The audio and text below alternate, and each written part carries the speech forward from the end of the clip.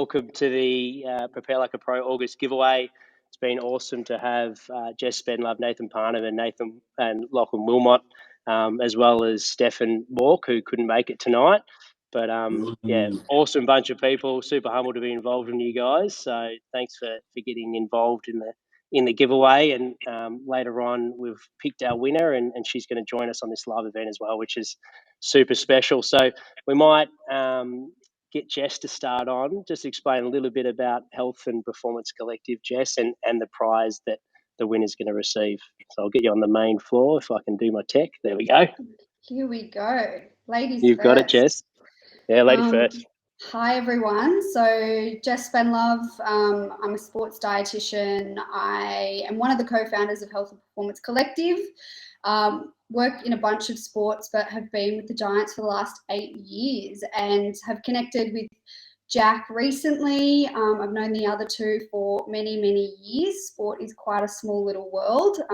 Worked with Lockie at the Giants for 5 or 6 years. I don't know how many years, a lot of years. And I guess off the back of all the work that we've done with our teams at the top, like finding that we're talking to everyone about the same information, we thought, why don't we go and put all of the information we talk to the elite about into some ebooks and make it accessible to everyone, get greater reach, get greater access, and get the information out there. So introducing the nutrition for AFL and AFLW ebooks, which is specific to AFL and AFLW.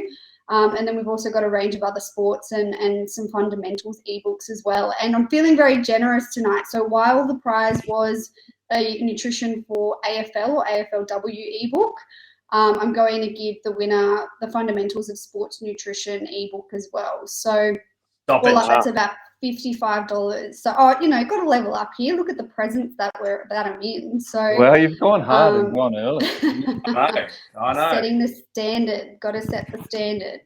I don't know what else. You want me to keep going? Get the boys on. That's probably enough. Let's get Nathan on. Thanks, Jess. Things away, eh? Nathan Parnham here from Sporting Parent. So, the pleasure to be here, obviously, and I'm just super stoked that Jack invited me to jump on with a Prepare Like a Pro giveaway, and so from my end of it, super excited to give away a copy of my book, The Sporting Parent. So, unbelievable resource for whether they're coaches, parents, educators, and other health practitioners, which actually features both of the other people that we've got live now, Jess and Lockie in there as well. So, super excited to give away a copy of that. And you know what? Because Jess has been so generous tonight, that I'll also top that and give half an hour consult to the winner to pick my brain in any avenue that they'd like and in the LTAD space. So super excited. Massive. And just getting it out there. Jess, what have you done? We're increasing the value here. We're setting the standard. Wow. Why not? I've been topped. Well, there we go. Lockie had already given 4 ebooks, so I don't think you can trump that. Yeah, well, I don't know. I'm actually feeling pretty generous. So I was actually going to donate Nathan's time again for another hour training session. Wow. I appreciate that, Nate. That'll be really good. Awesome. Thank you. It's great to be on, obviously, with these other three. We've known each other for a while, most of us, and obviously connected with Jack. Reached out a couple of months ago now when we jumped on and did a bit of an Instagram live, which was really good. But it's a great initiative. Obviously, really good to get some Australian giveaways and start to push it out there. So really excited to be involved. But for those that don't know, my name's Lachlan Wilmot. I am the co-owner currently at Athletes Authority with my business partner Carl. Previous to that, I was in the NRL and the AFL as a strength and conditioning coach and performance manager. We currently specialise in athletes only at our facility here in Sydney.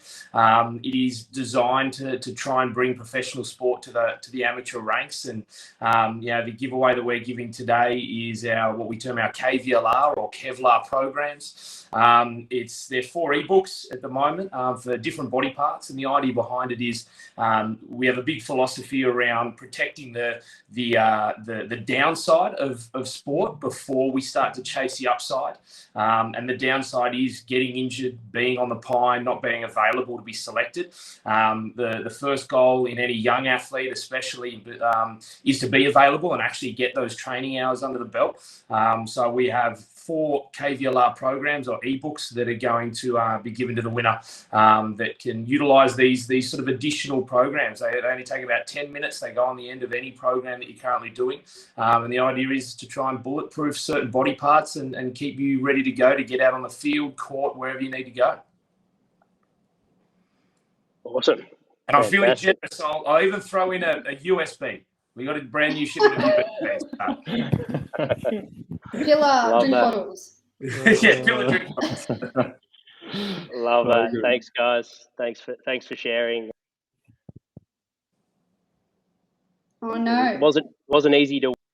We made sure the person who won went above and beyond. But yeah, my giveaways of our online strength and conditioning program, which is specifically designed for your gender, age group, and the way you play the game of football. So whether it be a midfielder or a small forward or a key back. So, and you'll also join our exclusive Facebook group where all our athletes and coaches are on there, so we can have lots of fun and ask questions and get better together. So that's my prize. I reckon we've got it all covered, from consultations to nutrition to injury prevention to strength and conditioning. So without further ado, Sacha, I'm going to get you to come on now. You're our winner.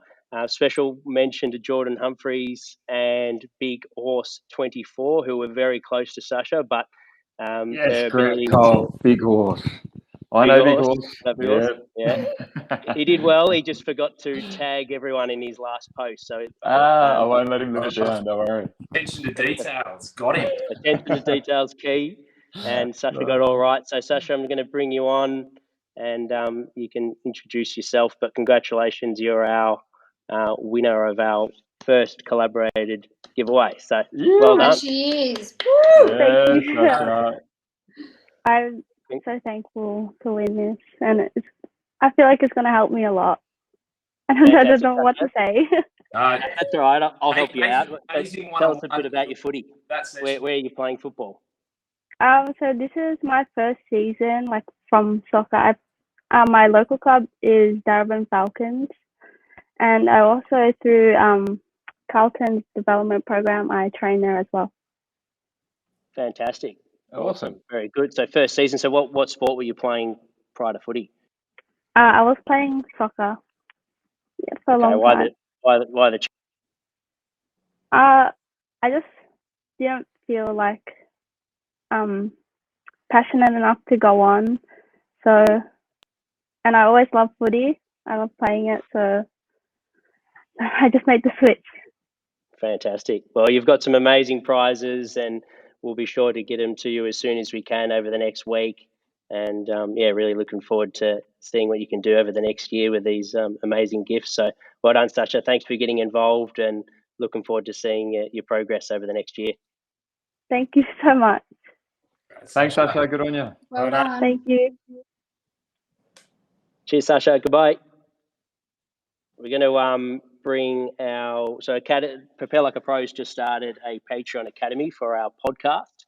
And our first ever member is a strength and conditioning coach, and he's a big fan of work since they've been at GWS. So thought he missed the event, but I assured him that he didn't. So going to give him the opportunity to ask you guys some questions, and no doubt you've probably got a question for Nath as well, as he's a strength and conditioning coach. So welcome aboard, Troy Jones, our first Academy member. Take the floor, mate. Tell us a little about yourself, where you're doing your strength and conditioning work, and then you can get straight into the questions for the guys.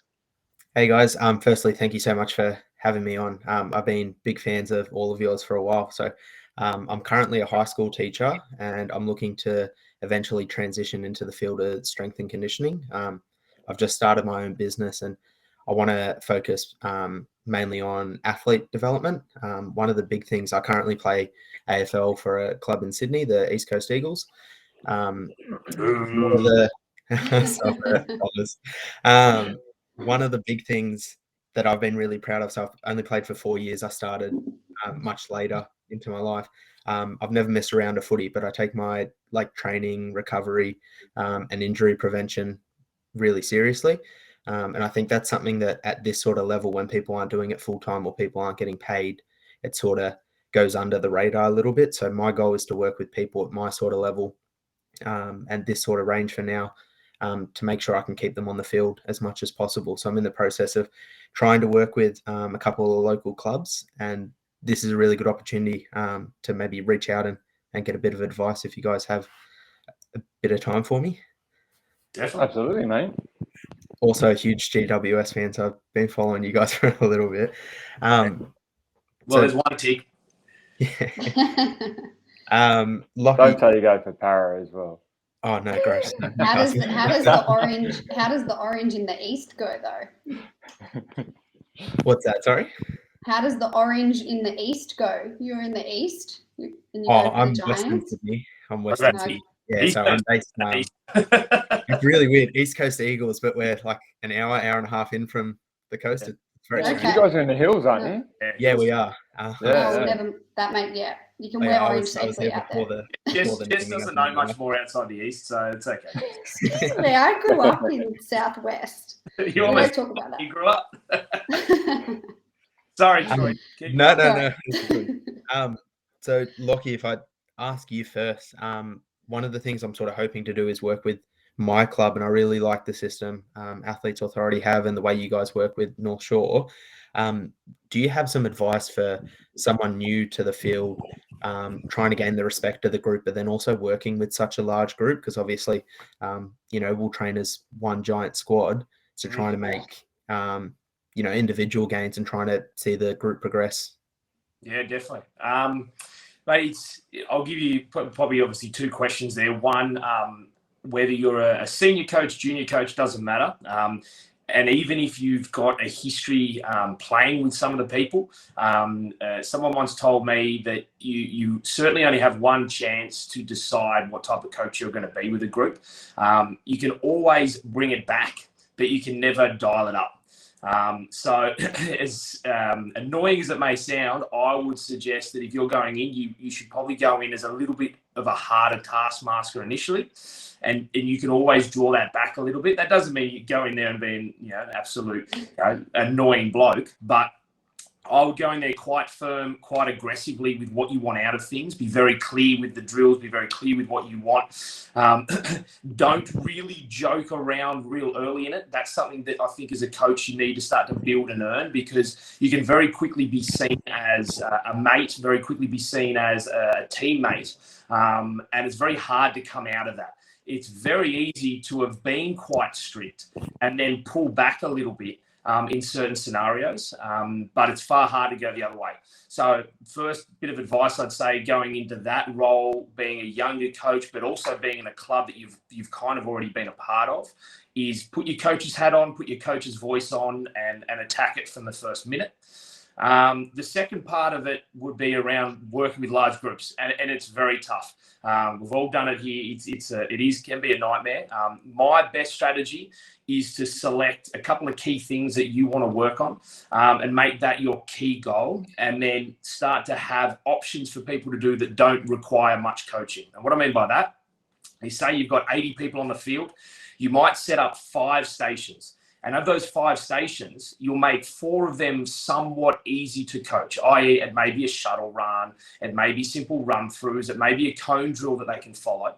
And then there'll be one drill that you'll be manned on that'll require a large amount of coaching. And that's something that you can hammer and you can really hit hard to try and teach people coaching cues, whatever it might be. It might be a change of direction drill that you really want to work on. It might be a speed drill you really want to work on. But get used to putting things into circuit formats where you can bring the group size down, and it's very easy to rotate through. Even at a professional level, where people kind of think you've got everything under the sun to use, we will still break teams into little groups, smaller groups, so we can coach them far easier, because it is quite hard to coach a group, and it does take time to get used to it. And you'll try things that don't work. You'll try rotations that don't work. You'll try exercises that don't work in a group setting. In spite of all the research that suggests this will work, you'll put it into a group and you're like, dear God, how did I ever think this was going to work? So don't be afraid to make those mistakes. But for me, in any group setting, the first thing I do is I try and break my group down into groups of 10 to 15. So whatever the group is, obviously that'll give you how many stations, and then try and make the stations as simple as possible where need be. And look, you might have an intern, an assistant, might have a coach that's able to help out, a skills coach, in which case you can adjust accordingly. But realistically, pick one solid thing you want to coach and make sure that's the station you're on. So hopefully that helps you a little bit. No, that's awesome. I know. Yeah, I'm in the mix of weighing up the playing career. I'm thinking, I want to be pretty serious about this and take the role really seriously. So willing to give up the playing career to sort of focus on that. And I think that sort of went back to the gaining the respect is, like I'm not just a mate like mucking around playing with you guys. I'm here to help you guys win. So, and I also think as well, a good rule to follow is you'll want to change heaps of things. Just keep it very simple. Keep small goals, one thing at a time, because especially as a young coach, you'll think they've got to be fitter, they've got to be faster, they've got to change direction. What about their recovery? The amount of things that you'll want to do, you'll only really be able to do a handful of things. So pick your big rocks and slowly build from there. No, that's awesome. That's really helpful. I think I might shoot you a DM to speak to you later about the internship, because I know that's something I'm really interested in, but it's hard to manage while working full-time teaching. So, of course, mate, feel free to. Yeah. Jess. Yeah. Firstly, downloaded the AFL ebook and love it. It's really cool. Thank you. Part of the training program that I'm on and sort of following for my coaching, they're really big on following the ancestral diet, and so eating essentially like your ancestors would have. So I'm on like a predominantly like meat and some veggies sort of diet. It's pretty low in carbs, and I notice a lot of your like pre-game, post-game is very high in carbohydrates, obviously for energy. I just want to get your thoughts on the ancestral diet and how it potentially impacts performance. Sure. So Paleolithic diet is very much kind of how our ancestors used to eat millions and millions of years ago. So caveman kind of style, what was available then. For me, I guess I always weigh up, what is the science, what works for the person, and there's definitely not always a one-size-fits-all approach. So you definitely need to, listen to the person. In your instance, if you find that that style of eating works for you, I would still encourage key kind of principles of eating around fueling for the work you are going to do. And there's just no kind of two ways about it when we're searching for the highest performance intensity from a physical output point of view. Our body prefers to use carbohydrate in that glucose form. We will just perform in that top gear, we'll get to fifth gear as opposed to sitting in fourth. So for me, that kind of looks a bit different for a lot of people. Some people do eat a lot more carbs than others. It's still searching for that periodization. I guess Paleolithic, that style of eating isn't something that I would advocate for everyone. If someone comes to me and that's, the way that they like to eat, it's kind of working with the individual to listen to what they're eating, why they're eating, and then manipulating that accordingly. So, I'm quite pro certain types of, your high fiber carbohydrates, definitely your least processed, the better. But I guess in answer to your question, for me, there's a few key principles which, the fueling for the work you're going to be doing and periodizing that carbohydrate intake to really target those key sessions or those key performance outcomes, which is that game day. And then potentially then looking at that heavy kind of pullback. And, the human body is super interesting. It can do a lot with a little, and it will learn to function off whatever you provided. And we can convert protein and fat into, glucose and essentially all different kinds of processes. But I think it's how does the person want to eat and how do they then perform and what are they searching for? So, I guess in answer to your question, I would be advocating for more carbs in and around games and key sessions, but looking at how, you might like to eat that. So is it your sweet potato and your starchy vegetables? Is it from your fruits? And we're not looking at, your crackers or your muesli bars or your pikelets or things which other people might like to gravitate towards. So you can do a lot with a little, but I would still be kind of looking to apply those key principles because they will optimize that performance outcome when we are searching for that top gear. That's awesome. Thank you so much. Secondly, more of like a business side question rather than nutrition side. For me, just starting out in the strength and conditioning field, I know I'm spending a lot of time like reaching out to coaches and like trying to gain a lot of experience and knowledge from other people. How did you, when you started out, start to work with other people, and how did you land the GWS gig originally?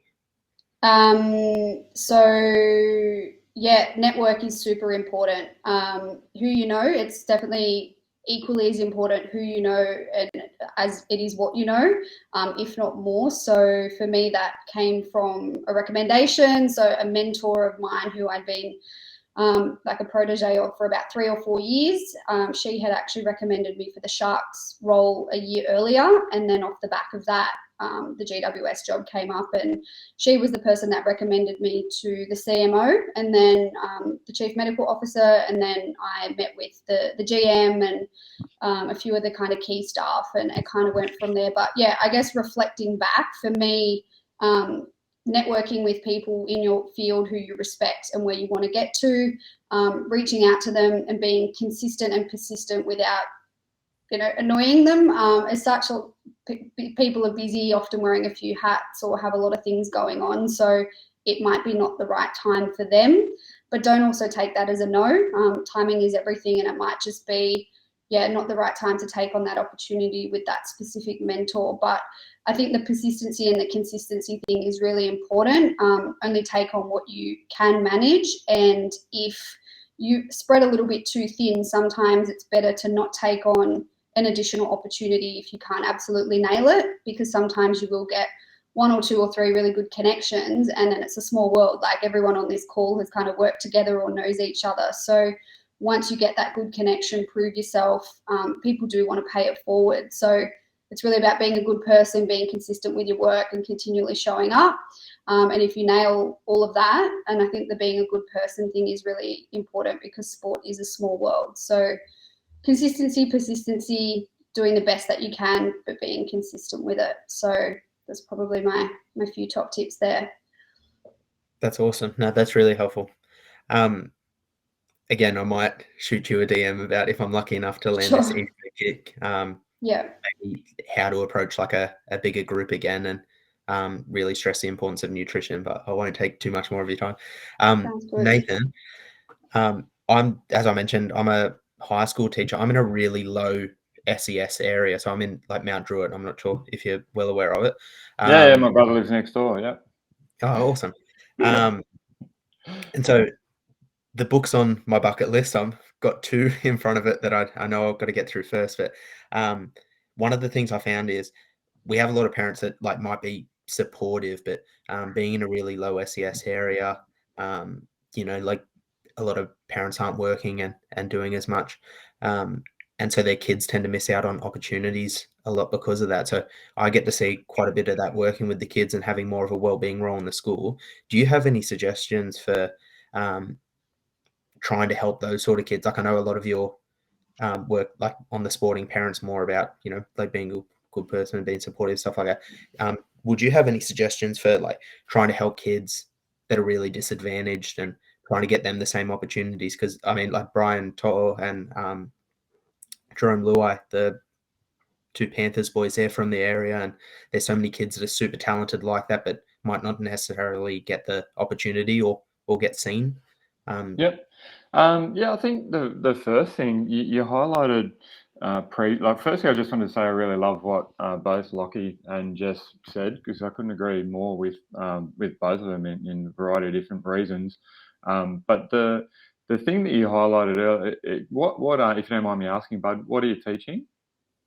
So I run like a behavior class essentially at the school. So it's like an SSP within the school. Cool. Yeah. So I think one of the things that people really overlook when it comes to the high school setting is we're kind of moving in a different direction now, where like there's a lot of people, when I say a lot of people, there's a lot of coaches like me now. So 10 years ago, there wasn't full-time S&C guys in schools and things like that. And it's more about the opportunities that you create for yourself. And the biggest thing that I take away and still do now, which is why one of the reasons why I love being in a school, is you essentially deem to be non-threatening to other people's forms of employment. So what I mean by that is, like, I met Lockie years ago by actually reaching out and doing, I think it was at the stage they had like an internship thing or whatever. So I reached out and spent a week, or maybe it was a fortnight, with GWS, and that's where I met Jess too, actually.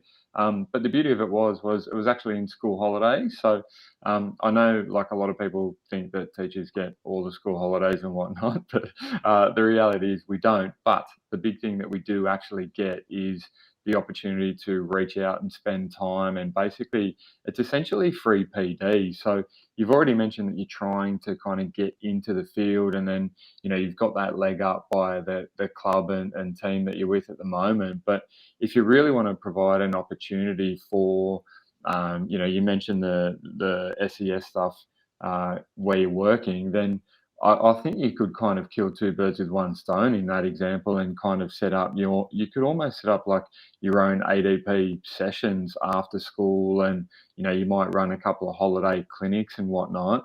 And then that way it's a selfless act in what Jess said, that you're paying it forward, in that, you know, none of these parents are going to be able to pay or afford a service like that. But what you are actually doing as well is you're honing your own craft. And the thing with that comes with it is, when there will be, and I guarantee it, because the intrinsic motivation for a lot of the students at your school, you've already mentioned a couple of athletes there who have, you know, made it in the professional ranks, and you're going to see a lot of them, and I've seen a lot of them at the former schools that I've been at as well. So if you are paying it forward in that you're giving them that opportunity, you're honing your own craft, to me, that's a bit of a win-win.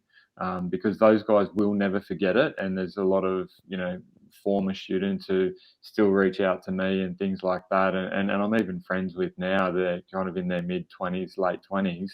And it's really rewarding. So I don't think underestimate. I think a lot of people kind of get blinded by the light, in that they want kit and things like that. And at the end of the day, that's great. But if you pay it forward, then it does end up coming full circle.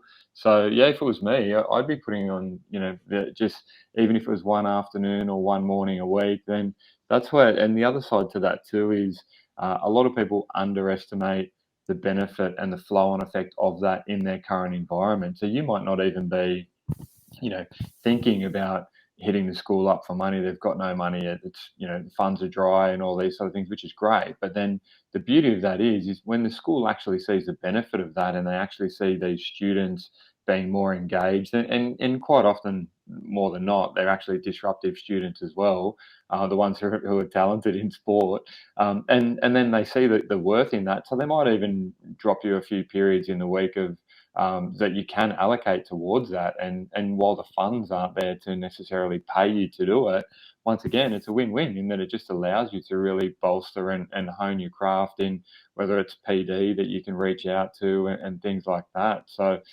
yeah, that's how I'll go about it, bud. No, that's awesome. I know I was doing that last year, like did an after school program for the boys, and then started my own business this year. I was trying to dedicate a bit more time to myself, and I'm starting to think that, like, that I found really rewarding, and it's something that I probably should get back into. Now that we're in lockdown, I'm doing Zoom sessions for the boys 3 times a week, because it's not much else to do. But no, yeah, that's exactly. And then, you know what the other thing is as well, is just to touch on what you were talking about before in reaching out to other people, is what I said is you are non-threatening. So it'll be really different, and it happens a lot more now, but it'd be really different, you know, a professional club kind of reaching out to another professional club saying, hey, can we come and steal your ideas or whatever? But to them, bud, you work in a high school, and I don't sound that to be disrespectful, because I love working in a high school too, but everyone, every single person that I reached out to come and pop in and spend a day and things like that, no one ever turned me down, and I think you need to leverage off that. Yeah, that's awesome. I'm 0 for 9 so far. Maybe Lockie can talk to the boys at Athletes Authority that turned me down, but no, that's awesome. I definitely want to stay persistent and keep reaching out to. And mate, and you know, I know people in Sydney too who are in schools that are close to you as well. So yeah, I've got no doubt that you'd be able to go and spend a day and stuff like that with them too. So send me a DM too. Absolutely. I'll be busy in everyone's Insta after this. No, all good, Troy. Guys, I can't thank you enough for your time. Appreciate it, mate. Most welcome.